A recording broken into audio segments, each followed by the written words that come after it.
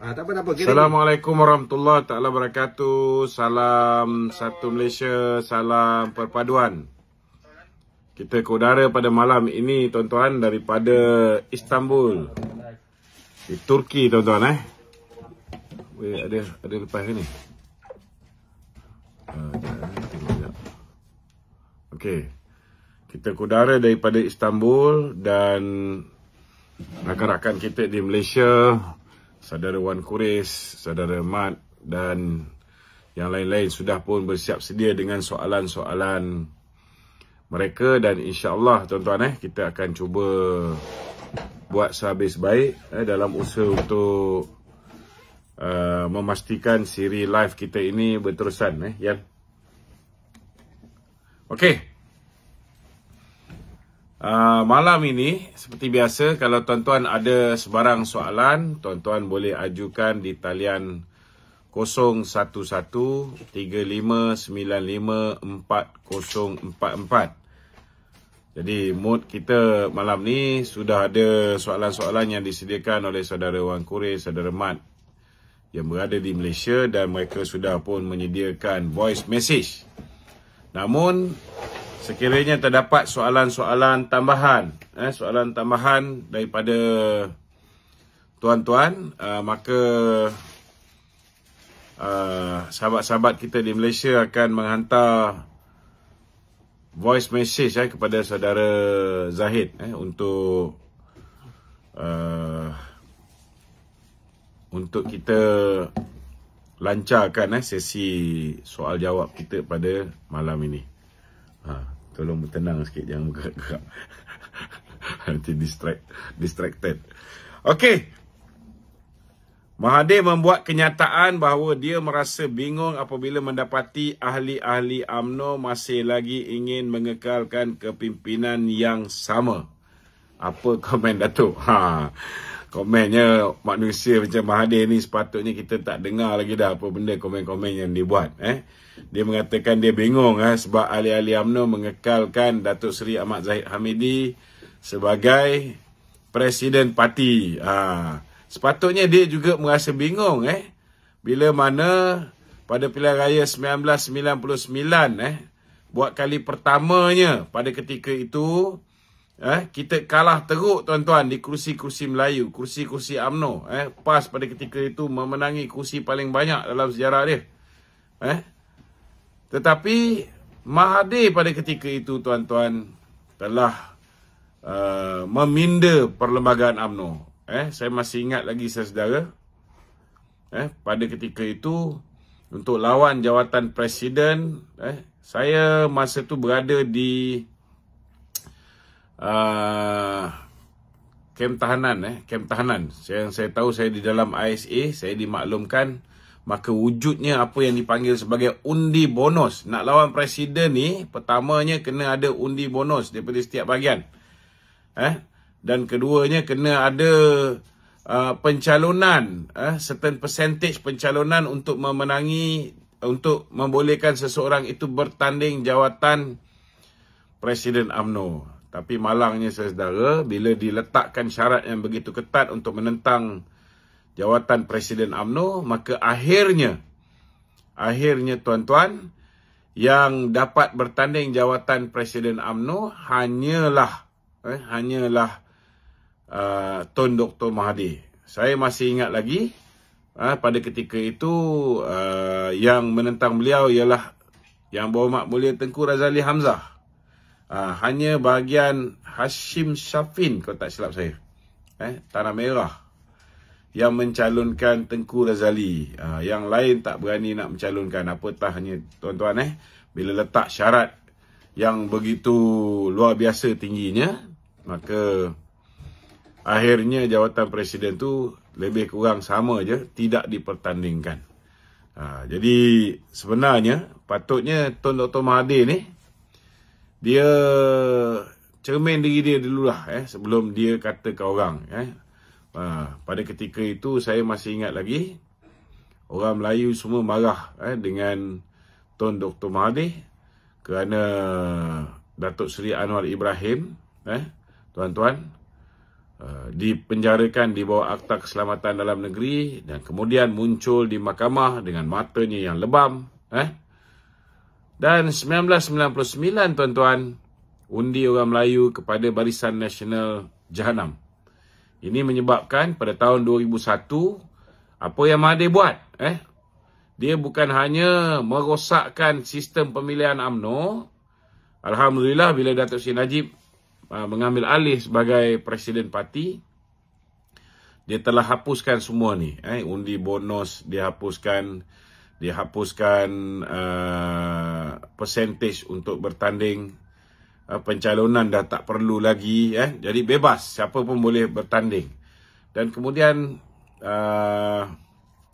saya masih ingat lagi di zaman Datuk Seri Najib, dia telah pun memindahkan kuasa daripada perwakilan lebih kurang 2,000 lebih orang yang memilih Presiden, Timbalan, Naib dan juga Majlis Kerja Tertinggi UMNO. Dia telah pun mengubah menjadi pemilihan berlaku di peringkat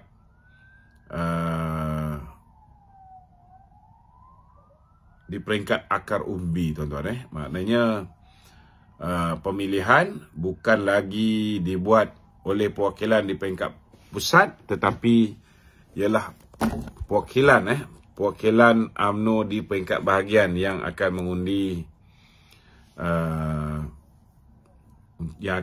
jawatan kepimpinan, dan yang terlibat ni, tuan-tuan, lebih kurang dalam 162,000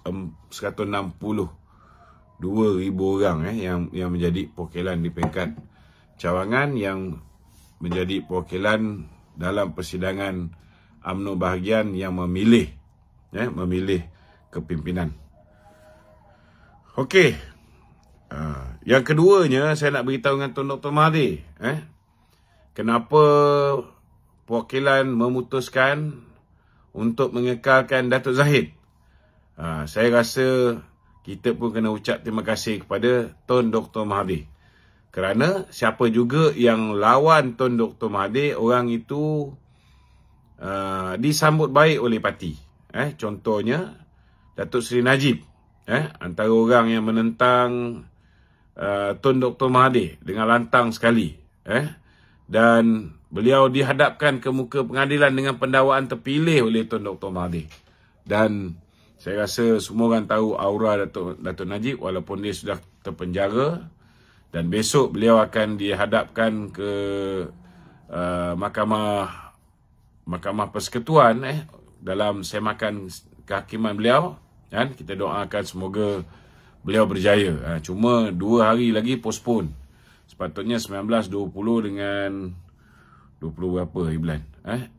Patut bicara, tetapi hanya esok 1 hari saja. Jadi maknanya kita mungkin takkan dapat keputusan semakan kehakiman Datuk Najib ni dalam masa terdekat lah, tuan-tuan. Dan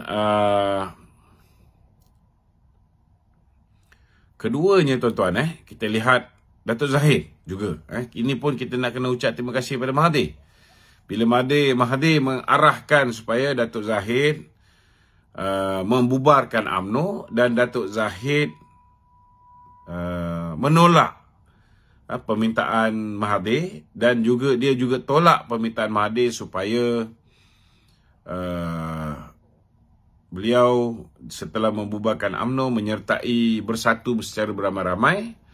Ini juga telah menyumbang kepada kenapa perwakilan mengambil keputusan untuk mengekalkan Datuk Zahid sebagai Presiden UMNO. Kerana dia tidak tunduk dengan Mahathir dan dia tidak tunduk dengan kroni ataupun boneka Mahathir, iaitu Tan Sri Muhyiddin Yassin. Dan kita juga kena ucap terima kasih kepada Tuan Dr. Mahathir, kerana siapa juga yang beliau kerjasama dalam parti ni, nampak gayanya ditolak oleh parti, oleh akar umbi. Kita lihat bahawa dalam undi untuk menentukan sama ada jawatan presiden dan timbalan tidak dipertandingkan. Siapa yang nak lawan Datuk Zahid ni? Antara nama-nama yang disebut, kita tengok antaranya ialah Hishamuddin Tun Hussein. Orang tahu bahawa ini memang orang Mahathir. walaupun dia pernah menjadi orang Datuk Najib, sepupu pun Datuk Najib, tetapi nama je sepupu, tuan-tuan.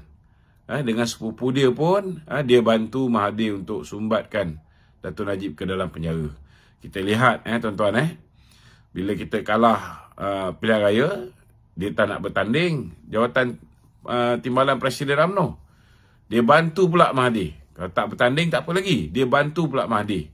Dengan memujuk 16 orang ahli parlimen kita untuk menyertai Bersatu. Mula-mula bebas, lepas tu lompat ke Bersatu. Kemudian dia pujuk ketua-ketua UMNO bahagian di Sabah, suruh mereka melompat beramai-ramai menyertai Bersatu. Jadi tuan-tuan, apa yang Hishamuddin buat untuk Mahathir ini, orang tak boleh lupa. Orang tak boleh lupa, dan ianya telah menyebabkan perwakilan-perwakilan UMNO menolak mengekalkan Datuk Zahid sebagai Presiden UMNO dan Tok Mat sebagai timbalan Presiden UMNO. Ini kita jangan lupa. Keduanya, kita pun tahu juga Khairi Jamaluddin dulu memang membenci Tun Dr. Mahathir kerana sebab-sebab peribadilah. Cerita panjang. Tetapi, saudara, apa berlaku bila mana Datuk Seri Ahmad Zahid nak bertanding jawatan Presiden UMNO? Saya masih ingat bila saya suruh KJ bertanding timbalan setidak-tidaknya, dia kata no. Tok Mat akan bertanding timbalan pada ketika itu, tahun 2018. Dia kata saya akan pergi VP saja. So kita ingat dia betul-betul nak bertanding VP. Rupa-rupanya tuan-tuan, ada usaha di pihak Mahathir, kerana ketika itu pertandingan akan berlaku dua penjuru. Di antara Tengku Razali Hamzah dan juga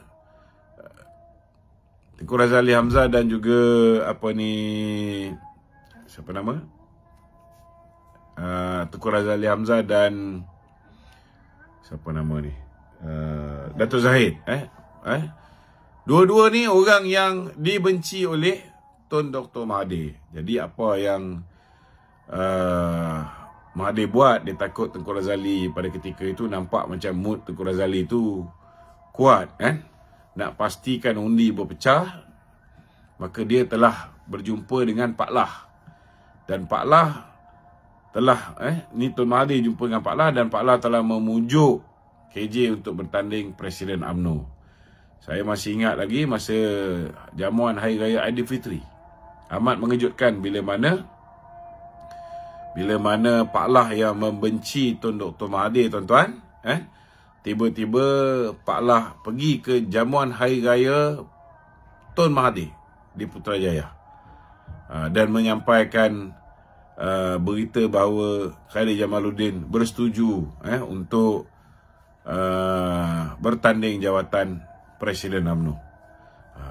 Ini menunjukkan bahawa kita lihat salah satu sebab kenapa orang hari ini menolak KJ pun sedikit sebanyak disumbangkan oleh Mahathir juga. Begitu juga dengan Joe Ghani. Siapa tak kenal Joe Ghani ni, tuan-tuan? Dia juga mempunyai hubungan yang cukup rapat dengan orang yang dekat dengan Tun Dr. Mahathir, iaitu Syed Mokhtar Al-Bukhari. Ada yang kata dia menjadi proksi, ada yang kata dia ni rakan niaga. Namun kita lihat dia bertanding jawatan naib presiden pun dia ditolak. Dia ditolak. Dan hari ini dia bercita-cita nak lawan jawatan Presiden UMNO. Kalau orang boleh terima dia, dia adalah ahli parlimen, dan kalau nak kata dia ni bersih lah contohnya, sudah pastilah orang akan membantah. Orang akan membantah. Kalau dia diterima, dia tak ada hubungan dengan Syed Mokhtar, tak ada hubungan dengan Mahathir. Kalau dia diterima oleh perwakilan tidak akan bersetuju.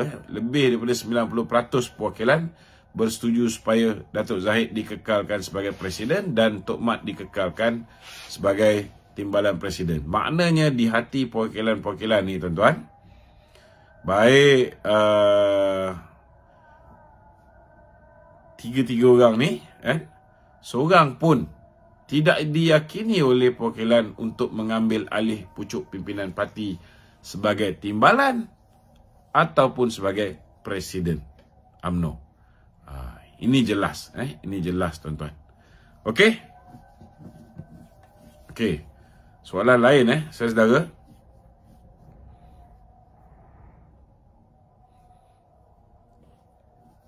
Assalamualaikum. Sepintas lalu penerangan semakan kehakiman DSN berkenaan hukuman dikenakan terhadap Datuk Seri Najib. Jika boleh terangkan, adakah hukuman itu tidak sah atau tuduhan itu tidak sah? Atau kerana tuduhan itu tidak benar dan lain-lain? Adakah benar tuduhan ke atas Datuk Seri Najib skandal 1MDB atau SRC International itu dilakukan oleh DSN? Atau itu perbuatan individu lain tetapi dikenakan DSN? Oh, maksudnya adakah Datuk Seri Najib terlibat? Atau jika itu adalah komplot internasional dirancang, didedah oleh Amerika Syarikat dan lain-lain, harap DLA beri pandangan dan ulasan. Semoga maju jaya. Saya rasa saya dah ulas banyak kali benda ni. Saya nak beritahu dengan tuan-tuan, saya makan kehakiman yang dibuat oleh Datuk Seri Najib ialah kerana beliau percaya bahawa beliau tidak mendapat keadilan ketika kes ini dibicarakan di Mahkamah Persekutuan. Kenapa saya kata tidak dapat keadilan? Kerana ianya dilakukan secara tergesa-gesa, tuan-tuan. Ianya dilakukan secara tergesa-gesa. Apa yang menyebabkan kita kata ianya dilakukan secara tergesa-gesa? Pertamanya, tuan-tuan, kita lihat dari segi jatuh hukum. Pertama, dia nak mengambil Queen Counsel. Alasan yang diberikan ialah Datuk Seri Najib sewajarnya menggunakan peguam tempatan. Tak perlu nak mengambil Queen Counsel. Dia kata Queen Counsel ni tak pandai cakap Melayu. Sepatutnya kalau dia orang ni tak pandai cakap Melayu, baguslah untuk korang. Lagi mudah untuk penjarakan Datuk Najib. Sebab peguam dia tak pandai cakap bahasa Melayu. Tetapi hak dia nak ambil Queen Counsel, tak sepatutnya ditidakkan. Kita lihat Datuk Haris Saleh. Bila dia pernah ketika dia menyaman atau disaman, dia mengambil Queen Counsel pada ketika itu. Dan kita lihat Tommy Thomas pun pernah menggunakan khidmat King Counsel. Dia pernah menggunakan khidmat peguam daripada luar. Jadi tak salah, tuan-tuan. Dalam undang-undang boleh untuk menggunakan peguam daripada luar. Tak ada orang boleh halang benda ni. Itu pertama. Keduanya, dari segi kes Datuk Seri Najib, bila dia tak dapat nak ambil Queen Counsel, dia telah memohon supaya Zahid Ibrahim and Co. Dan rakan-rakan menggantikan Tan Sri Syafiee. Sebab Tan Sri Syafiee dah mewakili beliau di peringkat Mahkamah Tinggi dan Mahkamah Rayuan. Kita tak menang kes tu, jadi dia nak cuba supaya ianya ada pendekatan yang berbeza di peringkat Mahkamah Persekutuan. Tapi, tuan-tuan, Hakim Datuk Haji Hisham Pokteh, dia minta supaya diberikan 3 bulan untuk beliau study kes ni. Dalam buku Tommy Thomas, dia memberi alasan kenapa dia mengambil ataupun engage peguam luar, swasta, untuk menjadi DPP dalam kes ini, ataupun peguam kanan dalam kes ini, pendakwa raya kanan, adalah kerana kes ini sangat sulit, mempunyai dokumen-dokumen yang bertroli. Maknanya dia tahu bahawa dokumen tu bertroli, sudah pastilah peguam Datuk Seri Najib yang baru, iaitu Datuk Hisham, perlu diberikan peluang untuk membaca dokumen-dokumen tersebut. Kalau tak boleh dapat 3 bulan, bagi sebulan pun kira boleh maaf lagi lah. Mungkin Datuk Hisham boleh buat satu perkara luar biasa, membaca puluhan ribu muka surat dalam tempoh 1 bulan. Setidak-tidaknya ada.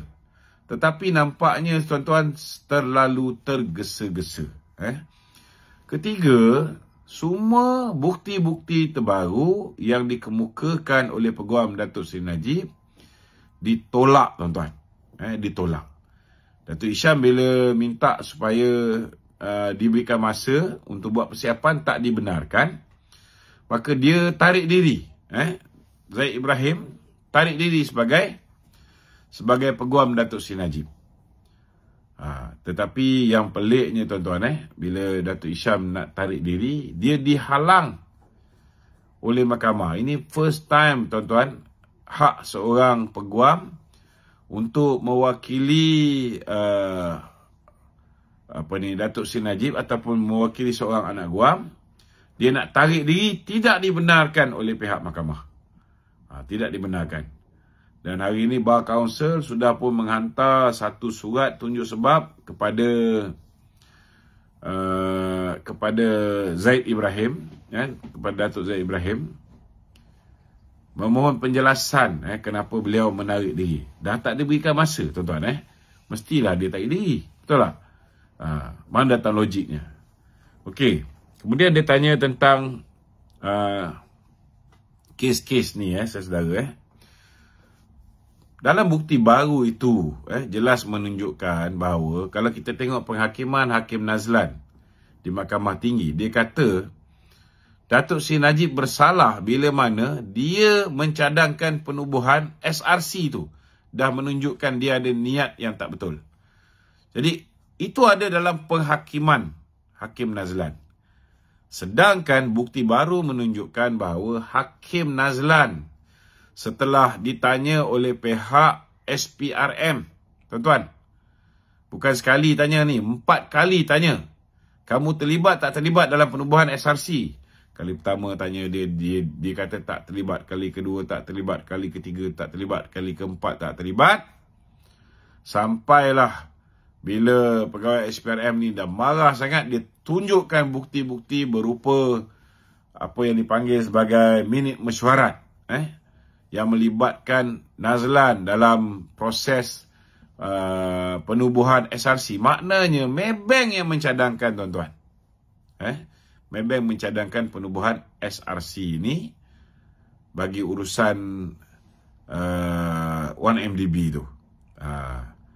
Dan Hakim Nazlan juga sebagai Head of Corporate and Legal Affairs, setiap dokumen-dokumen kontrak, contohnya lah kontrak loan dan sebagainya, jabatan yang dia jaga yang menyediakan dokumen tersebut.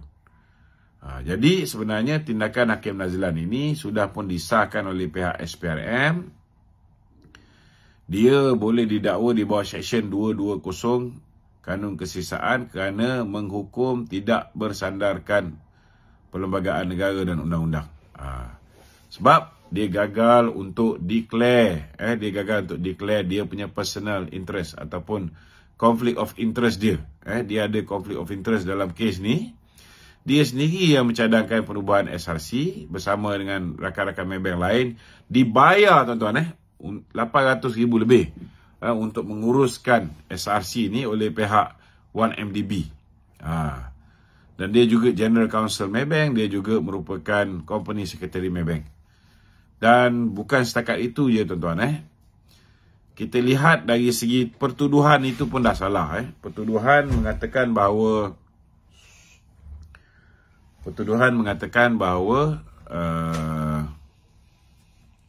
Datuk Najib menerima duit yang masuk 42 juta ke dalam akaun Datuk Seri Najib adalah merupakan duit daripada pinjaman Kuop. SRC pinjam dengan Kuop dan dimasukkan ke dalam akaun Datuk Seri Najib 3 tahun setengah selepas itu sebagai rasuah. Pertama sekali siapalah pula yang nak luluskan sesuatu kemudian dapat rasuah tu selepas 3 tahun setengah. Ini satu benda yang paling bodoh kita pernah dengar dalam sejarah.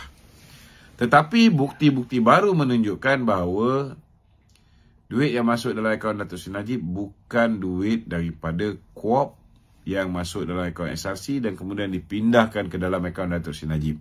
Sebaliknya, tuan-tuan, ianya duit Putra Perdana construction pinjam daripada Maybank 140 juta ringgit.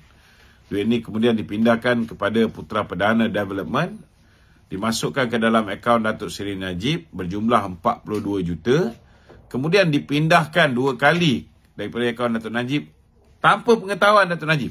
Datuk Najib pun dah bersumpah dengan kalimah wallahi wa billahi wa tallahi, dia tak tahu menahu tentang duit masuk dalam akaun dia ni dan dia tak pernah mengarahkan sesiapa pun. Akaun ini dijaga oleh Nik Faisal, tuan-tuan.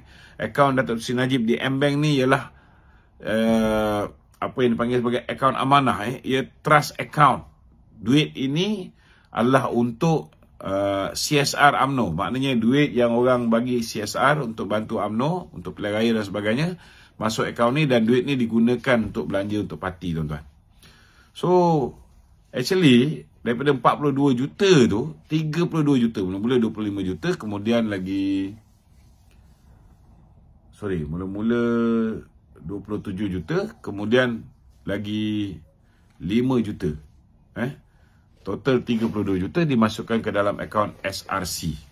Jadi tuduhan pun dah tak betul, dia terbalik. Sepatutnya memang kes ni kena buang lah. Sebab tuduhan pun dah salah. Ataupun dia kena baca pertuduhan baru. Betulkan. Tapi malangnya bila bukti-bukti baru ni semua ditolak, tak nak didengar, tak jadi apalah, tuan-tuan. Itu sebab ramai orang berpendapat. Bahawa Datuk Seri Najib tidak mendapat proses keadilan yang sewajarnya. Kalau orang nak tanya Datuk Seri Najib ni terlibat ke tak terlibat? Okey. Pertama sekali, saya percaya bahawa the main culprit dalam isu 1MDB ialah Jolo. Jolo ini mendapat kerjasama daripada pegawai-pegawai kerajaan. Contohnya lah, dia dapat kerjasama daripada Tan Sri Zeti, Governor Bank Negara. Kalau misalnya Datuk Najib tak berikan dokumen,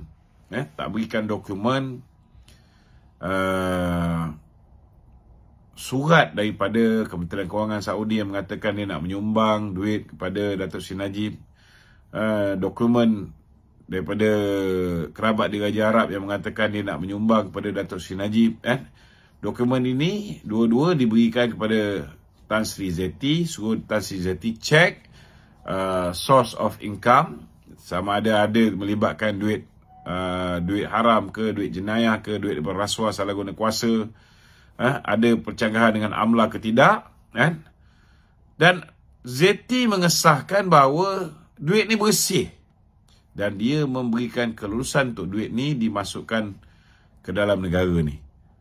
Macam mana Datuk Najib boleh didakwa di bawah AMLA sedangkan duit ni dibawa masuk dengan kelulusan daripada Governor Bank Negara ketika itu? Malah Zeti, tuan-tuan, mencadangkan supaya Datuk Seri Najib jangan masuk dalam akaun UMNO.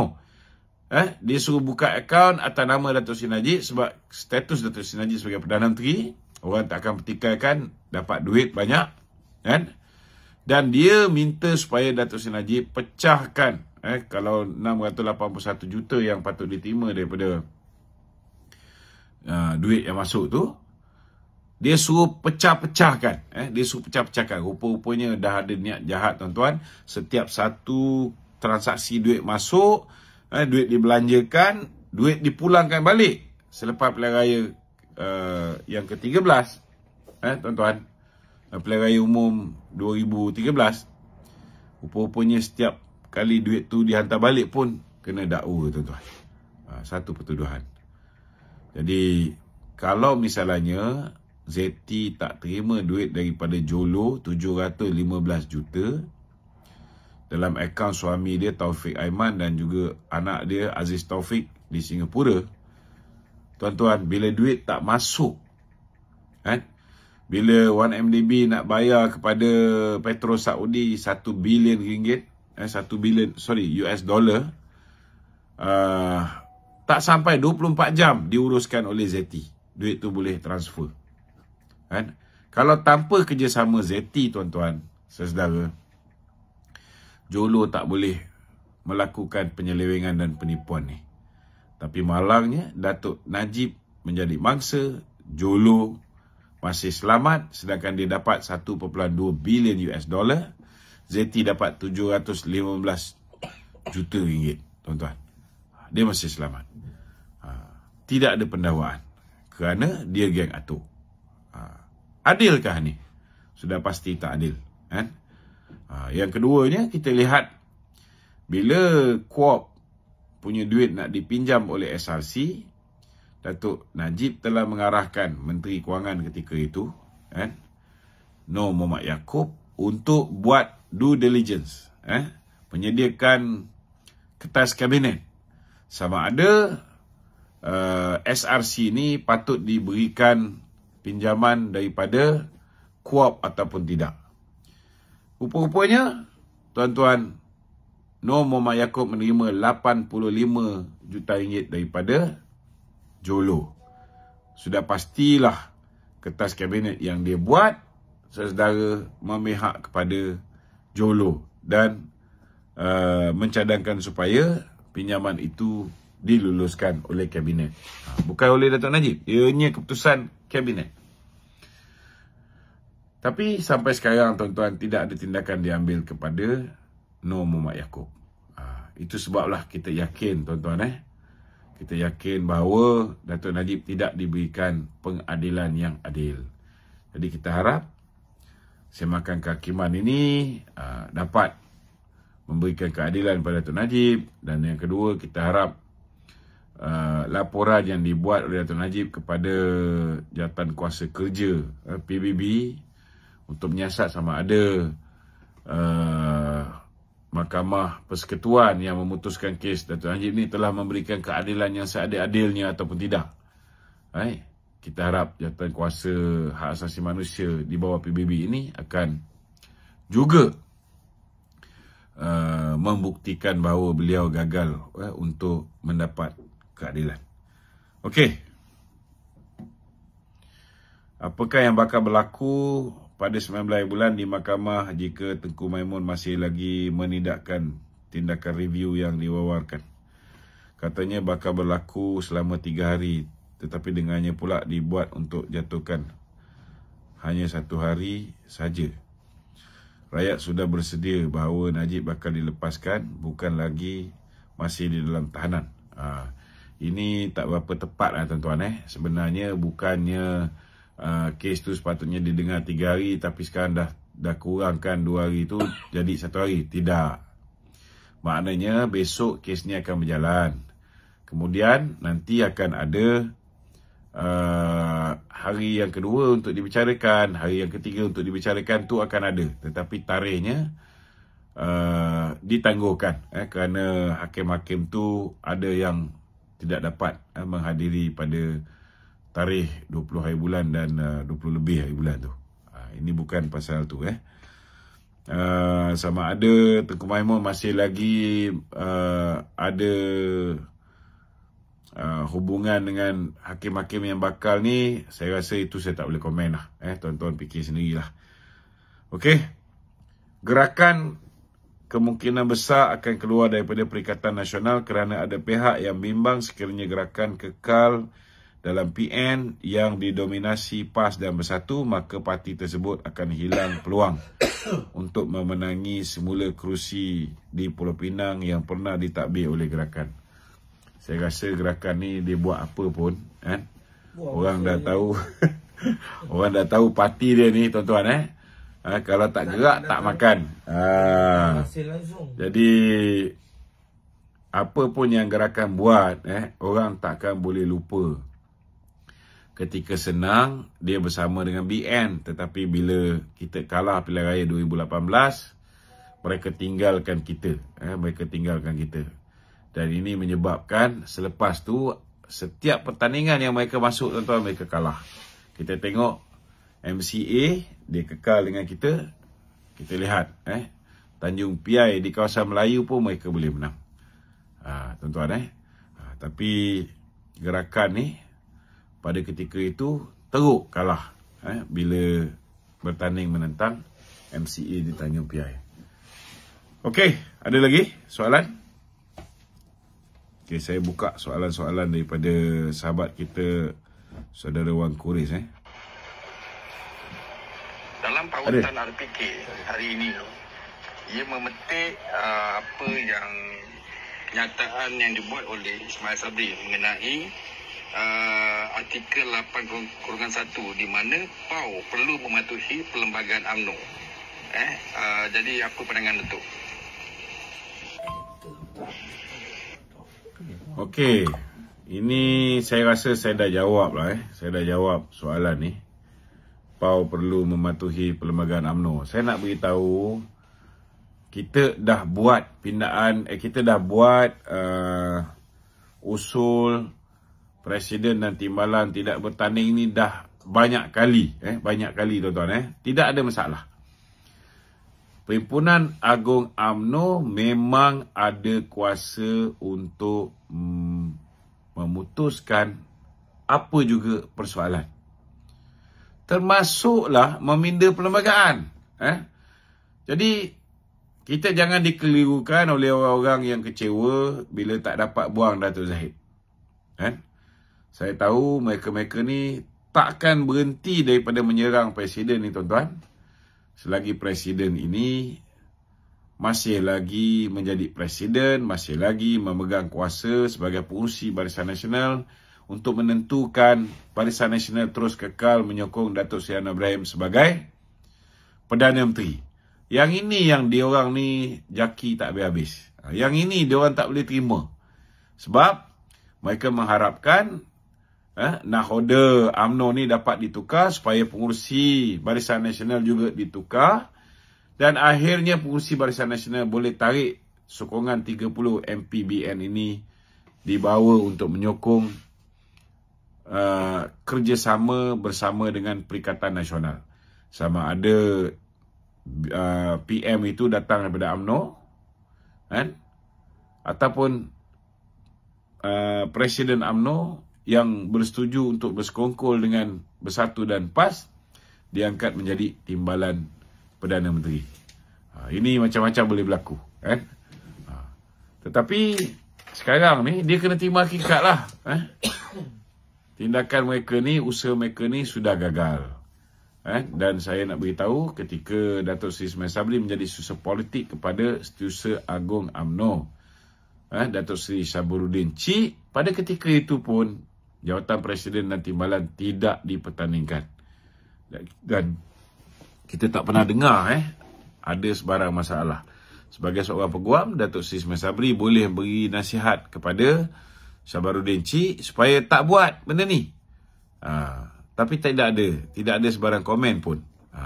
Dan sekarang Datuk Seri Ismail Sabri dah jadi naib Presiden Parti, dia hadir mesyuarat MT UMNO, dia hadir mesyuarat Jawatankuasa Pengurusan UMNO, dia hadir mesyuarat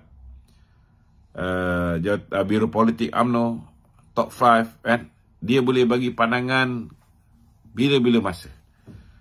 Tak payah nak tunggu perwakilan berhimpun, dia boleh bagi pandangan kalau benda ni masuk akal. Saya nak beritahu tuan-tuan, sesedara yang paling berkuasa ialah Perhimpunan Agung UMNO. Okey? Dan ketika Perhimpunan Agung UMNO tak ada, MT boleh membuat keputusan. Dan keputusan MT itu, keputusan MT itu muktamad dan tidak boleh dipertikai. Tuan-tuan, jadi saya nak beritahu saudara, kalau keputusan MT pun tak boleh petikai, siapa yang berani nak petikai keputusan Perhimpunan Agung UMNO? Kalau tak puas hati, tak ada masalah. Datuk Seri Ismail Sabri ke atau mana-mana orang-orang dia, bolehlah pergi petikai dengan ROS. Tak ada masalah. Tak ada orang pun akan ganggu. Buatlah. Okey?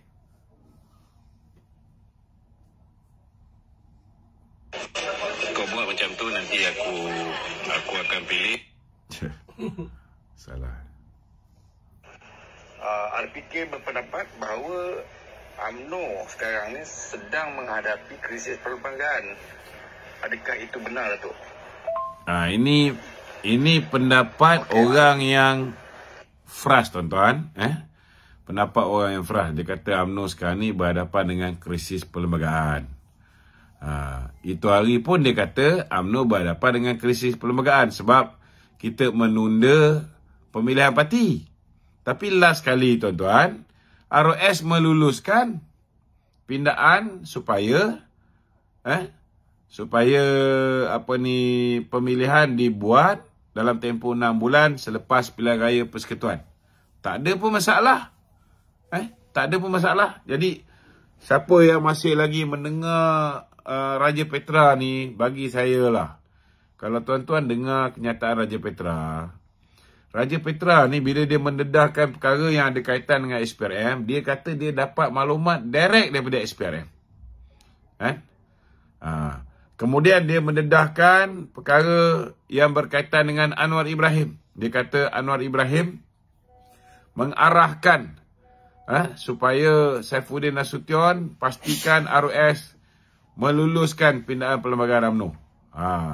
Maknanya, tuan-tuan, Raja Petra ni dengan Ismail Sabri baik, dengan Muhyiddin baik, dengan PAS baik, dengan Anwar Ibrahim pun baik, dengan Zaid Amidi pun baik. Kalau tuan-tuan dengarlah apa dia cakap ni, saya pun tak tahu nak cakap apa. Takkanlah Anwar Ibrahim bagi maklumat macam tu pada dia, tuan-tuan. Cubalah logik sikit bila berhujah tu. Cubalah logik sikit bila berhujah tu. Dia sampai beritahu bahawa Anwar Ibrahim akan tangkap 74 orang ahli parlimen PN yang menang kerana politik wang. Sampai hari ni tak ada seko pun ditangkap. Dah seminggu dah dia cakap ni. Tak ada seorang pun yang ditangkap, tuan-tuan. Jadi berhentilah daripada dengar daripada orang yang fasik ni, tuan-tuan. Bila kita diajar oleh Rasulullah, oleh agama kita, bila kita mendapat berita daripada orang yang fasik, pertamanya kita siasat dulu. Kita tabayun, tuan-tuan. Kita cek sama ada maklumat ini betul ataupun tidak, tuan-tuan. Okey. Menyatakan bahawa mendakwa bahawa Anwar Ibrahim telah mengarahkan Saifuddin Nasution untuk campur tangan dalam kemulut yang sedang dihadapi oleh UMNO pada ketika ini. Inilah cerita dia. Tadi saya dah ulas. Okey, kemudian menurut RPK lagi tu, secara lazim satu usul tu mestilah datang di peringkat diundi daripada peringkat UMNO, kemudiannya di peringkat cawangan dan kemudiannya dibawa ke bahagian. Dan 191 bahagian itu perlulah membuat undi terhadap usul tersebut di PAU lah. Jadi kalau tak dibuat itu bermakna akar umbi tidak dapat hak mereka untuk mengutarakan usul-usul baru. Apa pendapat Datuk? Okey. Sebenarnya kena faham tuan-tuan. Usul yang dibahaskan dalam Pimpinan Agung tahun ni tak ada. Tidak ada usul yang dibahaskan dalam Pimpinan Agung UMNO 2022. Yang dibahaskan ialah ucapan dasar Presiden. Tuan-tuan. Dan dalam ucapan dasar Presiden itu, ketika perwakilan daripada Negeri Sembilan, ketika perwakilan daripada Negeri Sembilan mencadangkan supaya ucapan dasar Presiden diterima. Ini bukan usul, tuan-tuan. Ini ucapan dasar Presiden. Dia telah membuat pindaan terhadap usul ucapan dasar Presiden. Maknanya sekarang ni dia mengatakan bahawa usul mesti dibawa daripada cawangan pergi ke bahagian ke pusat. Kalau kita nak buat pindaan perlembagaan, memang betul kita kena buat begitu. Kita kena buat daripada cawangan pergi ke bahagian pergi ke pusat. Itu pindaan perlembagaan UMNO. Dan dia kena buat dalam Perhimpunan Agung khas. Tetapi tuan-tuan, keputusan parti yang kita buat ini tuan-tuan, bukan kita pindah perlembagaan. Yang kita buat ini bukan kita pindah perlembagaan. Parti membuat keputusan. Ada yang cakap, kenapa tak buat di peringkat UMNO bahagian? Perwakilan dia lagi ramai, 162,000 orang. Sebab yang pilih jawatan Presiden dan Timbalan, sesedara, ialah Perhimpunan Agung di peringkat bahagian. Saya nak beritahu dengan tuan-tuan, kena faham bahawa kita ni, kita buat ini ialah keputusan parti. Bila kita ada isu besar, kita putuskan di peringkat Perhimpunan Agung UMNO. Ucapan dasar Presiden tak pernah kita dapat tahu lebih awal. Dan kita boleh bincangkan di peringkat cawangan, bincangkan di peringkat di peringkat bahagian, dan kemudian diputuskan di peringkat atas. Ucapan dasar tak pernah. Hanya bila hari Presiden nak berucap, barulah orang akan tahu. Mungkin pada ketika tu diedarkan buku ucapan dia. MT UMNO pun tak tahu. Macam Nur Umar kata tak dibawa dalam mesyuarat MT UMNO. Mana pernah ucapan dasar Presiden dibawa dalam mesyuarat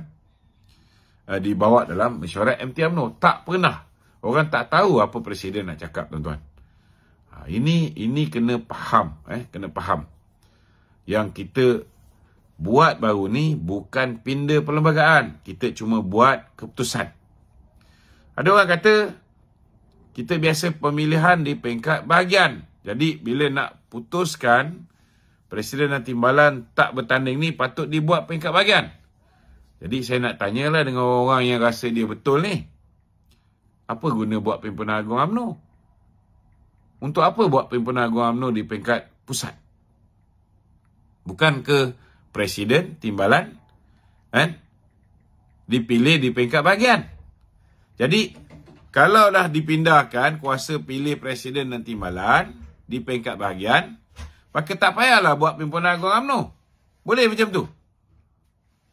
Tuan-tuan, Perhimpunan Agung UMNO diteruskan, mesti diadakan setiap tahun, kerana itu termaktub dalam perlembagaan. Dan dalam membuat keputusan-keputusan penting, Perhimpunan Agung UMNO lebih berkuasa daripada persidangan di peringkat bahagian. Walaupun bahagian mempunyai kuasa memilih siapa Presiden, Timbalan dan sebagainya, tetapi Perhimpunan Agung UMNO boleh membuat sebarang keputusan termasuk meminda perlembagaan UMNO. Ini kena faham. Ini kena faham. Okey, ada soalan lain? Okey, soalan? Okay. Soalan tambahan Wan Kudus. Wan Kudus. Assalamualaikum Datuk. Waalaikumsalam. Sebelum ni, ramai rakyat inginkan kes Datuk Najib yang akan berlangsung esok. Kes sepakan semula. Dibicarakan melalui siaran langsung melalui media masa lah. Ya. Namun, permintaan tersebut telah ditolak.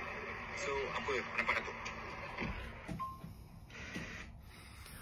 Siaran langsung kes Datuk Seri Najib ni, Yana pun dah utarakan, kan? Saya rasa yang ada kuasa untuk meluluskan siaran langsung ni ialah hakim-hakim yang akan bersidang pada hari esok. Jadi mungkin besok Peguam Datuk Seri Najib sekali lagi akan meminta supaya kes itu dibenarkan untuk siaran langsung. Kalau dibenarkan esok, maka adalah siaran langsung. Kalau tak dibenarkan, tak adalah, tuan-tuan. Kita tak boleh nak cakap apa, sebab hakim yang menguasai perjalanan mahkamah. Kita tak boleh nak mendesak dan sebagainya. Okey? Ada soalan lain? Datuk, dikabarkan UMNO Al-Star ingin capai keputusan jadi pemilihan top 2 di JPP. Dia juga nak buat pantahan di Jabatan Pendaftaran Pertubuhan Malaysia di KRS. UMNO Al-Star. Apa komen Datuk? Okey, ni orang Datuk Seri Ismail Sabri ni. Usup Sentorian. Ketua UMNO bahagian Alor-Star, dia nak buat bantahan. Bagi saya, setiap ahli itu berhak untuk buat bantahan. Buatlah. Kan? Janji kamu puas hati. Kalau misalnya ROS tetap bersetuju, sebab kena faham Perhimpunan Agung UMNO berkuasa penuh untuk membuat sebarang keputusan. Kalau ketika tak ada Perhimpunan Agung UMNO, MT buat keputusan pun, keputusan dia tu muktamad dan tak boleh dicabar. Apatah lagi Perhimpunan Agung UMNO. Jadi nak buat kerja yang bazir masa, tak ada masalah. Silakan. Silakan. Dulu bos dia menjadi Perdana Menteri. Jadi kalau buat bantahan pun, mungkin jugalah bos dia boleh gunakan kuasa yang ada. Tapi sekarang bos dia tak berkuasa. Jadi tak tahulah dia nak guna cara mana. Mungkin dia ada orang-orang lama yang bersama dengan dia lagi. Okey, ada lagi soalan lain? Tak ada. Okey, kita ada soalan daripada... Tak ada, ni iklan. Ni iklan. Iklan apa tu? Nasilah Lawati. Okey. Kita punya sahabat daripada Alam Shah Travel yang menghantar saya untuk buat review liputan di Turki ni. Kepada sesiapa yang berminat untuk pergi ke umrah, Bullet train. Dia punya syarikat travel agent ni antara yang paling awal memberikan kemudahan bullet train kepada ni percuma kan. Peneraju kita. Dia antara yang awal yang mempelopori jemaah-jemaah semua boleh naik bullet train daripada Mekah ke Madinah. Lawati Page. Dan bolehlah melawat Facebook page Alam Shah Travel. Dan bagi sesiapa yang nak pergi menunaikan umrah, tiap-tiap minggu ada tiap-tiap minggu ada package untuk pergi ke umrah serendah 9,000. 9,000. Ni harga baru tuan-tuan RM9,000. Hotel semua dekat dengan dataran masjid. Saudara Zahid ini boleh dihubungi di 012 370 5374 012 530 5374.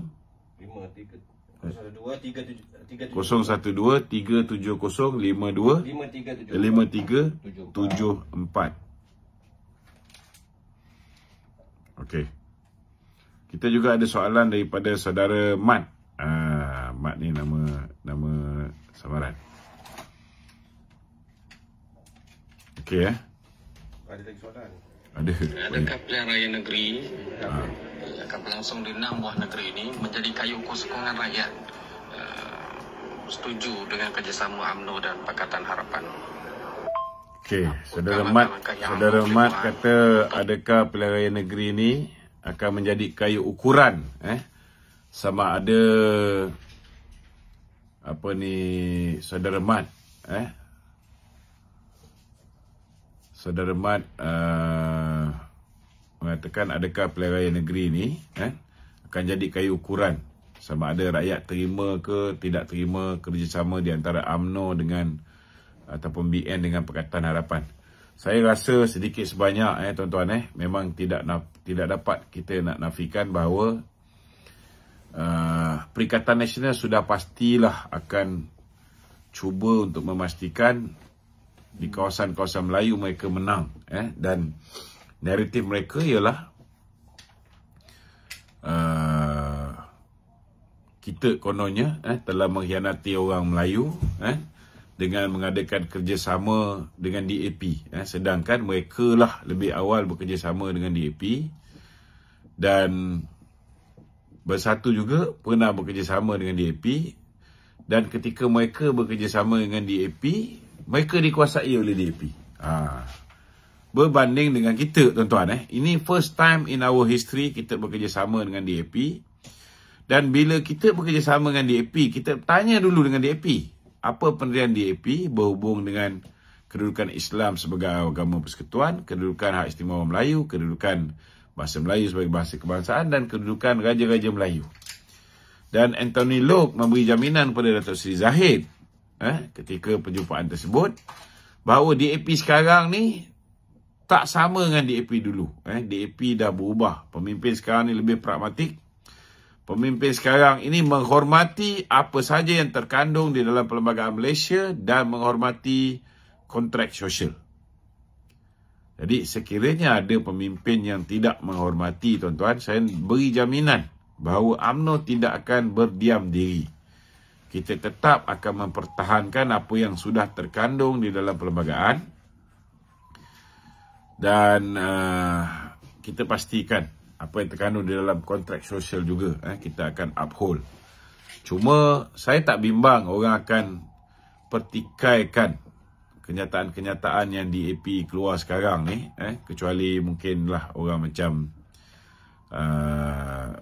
P. Ramasamy yang mengeluarkan kenyataan terhadap Datuk Seri Zahid, mengatakan bahawa Datuk Zahid beban dan sebagainya. Ini seorang ni kita abaikanlah, ianya tidak mewakili kesemua DAP, tuan-tuan.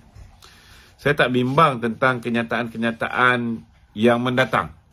Saya yakin DAP juga belajar melalui kesilapan dia, DAP belajar melalui pengalaman dia. DAP pun tak nak hilang kuasa, tuan-tuan. Saya yakin mereka akan cuba menghormati perlembagaan, cuba menghormati kontrak sosial dan cuba menyantuni rakan-rakan dalam parti komponen kerajaan perpaduan. Saya tak bimbang. Tapi sedikit sebanyak saya tahu bahawa bukan mudah untuk rakyat lupakan sejarah apa yang DAP buat selama tempoh 22 bulan. Ini cabaran kita lah, tuan-tuan. Nak bagi tahu pada rakyat bahawa DAP betul-betul dah berubah. Ini satu cabaran.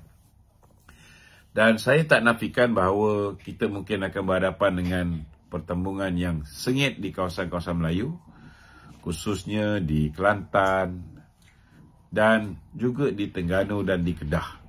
Tempat lain saya rasa tidak ada masalah. Dan memanglah keputusan pilihan raya ni penting untuk memberi gambaran bahawa rakyat boleh terima kerjasama ni. Tapi ianya bukan sesuatu yang mudah. Kemungkinan besar kita akan usaha dalam pilihan raya negeri, tetapi mungkin nasib tidak akan menyebelahi kita dengan baik. Cabaran ni sangat getir, tuan-tuan. Tetapi percayalah, untuk pilihan raya umum ke-16 ni, saudara, kalau rakyat dah tengok prestasi kerajaan perpaduan selama 5 tahun, rakyat boleh terima kerjasama ni nampak ikhlas, dan UMNO pun kita boleh yakinkan bahawa kita akan mempunyai masa depan yang lebih baik bila kita bekerjasama dengan Pakatan Harapan berbanding dengan Perikatan Nasional. Dan DAP, PKR dan Amanah juga boleh yakinkan penyokong mereka mempunyai masa depan yang baik kalau kerjasama dengan UMNO berbanding dengan Perikatan Nasional. Saya yakin, tuan-tuan, kita akan mempunyai satu pasukan yang kuat, bukan hanya untuk berhadapan dengan pilihan raya umum yang ke-16, tetapi untuk memastikan negara ini kembali menjadi sebuah negara yang disegani dan mempunyai asas ekonomi yang kuat serta menjaga kepentingan rakyat dengan baik. InsyaAllah, tuan-tuan. Okey. Dan perpaduan ini, UMNO dianggap mengkhianati. Okey, yang ni saya dah jawab. Adakah puak-puak pengkhianat ni lepas gagal cuba untuk mempengaruhi perwakilan agar mereka dapat bertanding presiden dan timbalan presiden untuk cuba menguasai UMNO, adakah mereka akan cuba untuk bertanding pada peringkat naik presiden tu?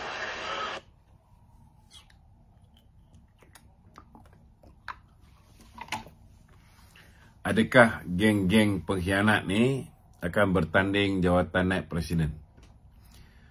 Kalau tanya dengan saya secara peribadi yakin bahawa parti takkan membiarkan Hishamuddin dan juga Khairi Jamaluddin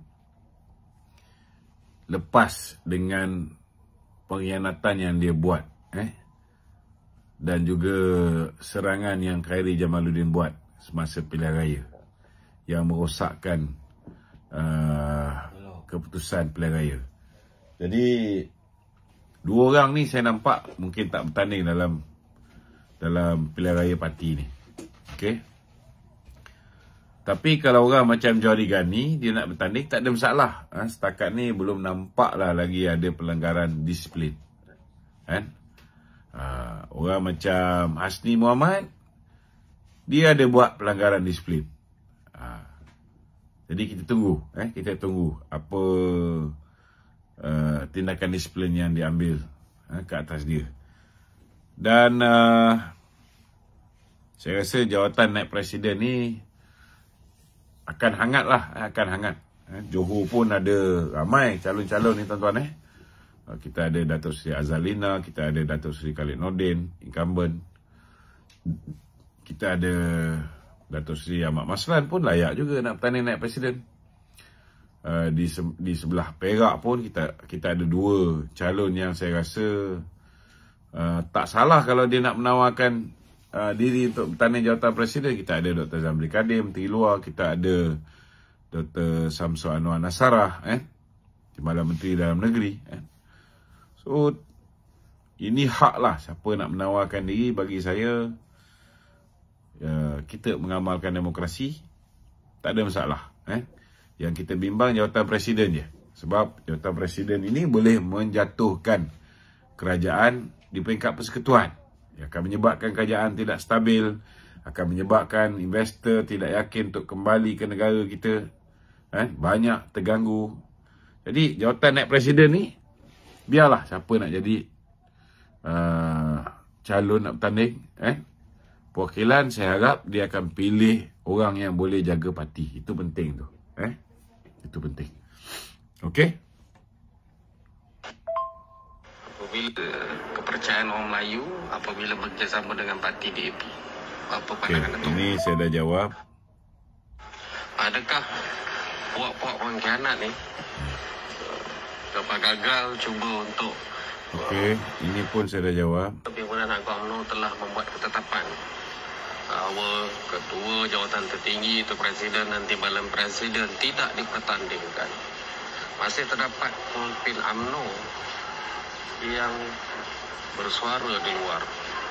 Adakah ini menggambarkan bahawa mereka tidak hormat demokrasi dalam UMNO itu sendiri, Datuk? Adakah Datuk Pimpinan Agong UMNO Ismail Sabri? Okey, saya rasa sepatutnya lah semua pihak kena faham bahawa Perhimpunan Agung UMNO ada hak untuk membuat keputusan. Itulah peringkat yang paling tinggi dalam membuat keputusan parti. Jadi bila dah lebih 90% menyokong supaya jawatan presiden dan timbalan tidak dipertandingkan, cakap-cakap belakang, rumah dah siap tapi pahat masih berbunyi. Tetapi apa pun, saya rasa kita tak boleh halang demokrasi. Mulut mereka nak cakap apa itu biarkan mereka lah. Okey. Mempengaruhi perwakilan agar mereka dapat bertanding presiden dan timbalan presiden untuk cuba menguasai UMNO. Adakah mereka akan cuba telah membuat ketetapan bahawa ketua jawatan tertinggi itu presiden dan timbalan presiden tidak Ini dah jawab. Kecewa selepas dipinggir. Kenapa perlunya diwar-warkan bahawa Datuk Seri Zahid akan dibebaskan bila jadi timbalan Perdana Menteri, apabila menyokong Anwar Ibrahim akan bebaskan Datuk Seri Zahid? Kenapa, Datuk? Kenapa? Ini naratif yang dimainkan oleh Raja Petra lah. Dia kata bahawa Anwar Ibrahim akan bebaskan Datuk Zahid, bebaskan Datuk Najib. Dia kata Anwar Ibrahim akan campur tangan dalam urusan ROS dan sebagainya.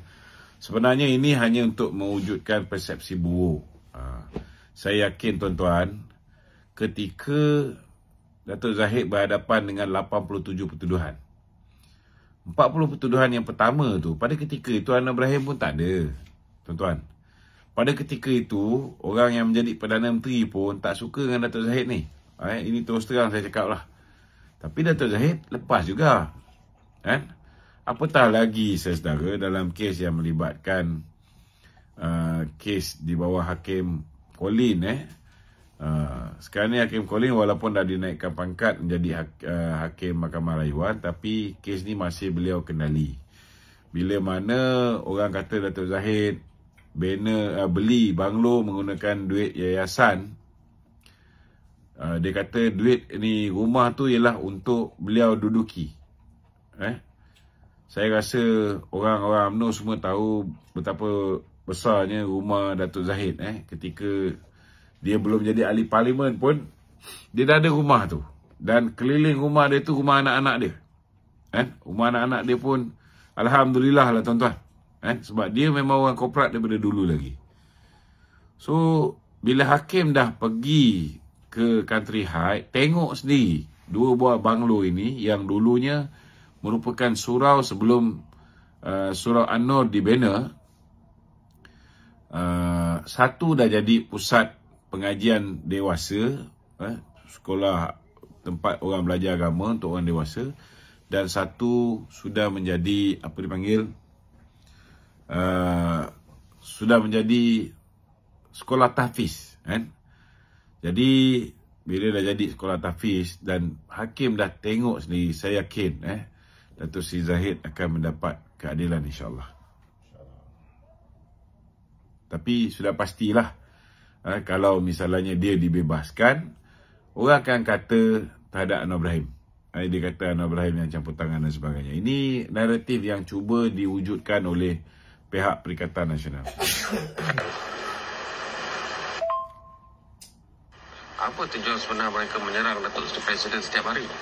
Kenapa perlunya?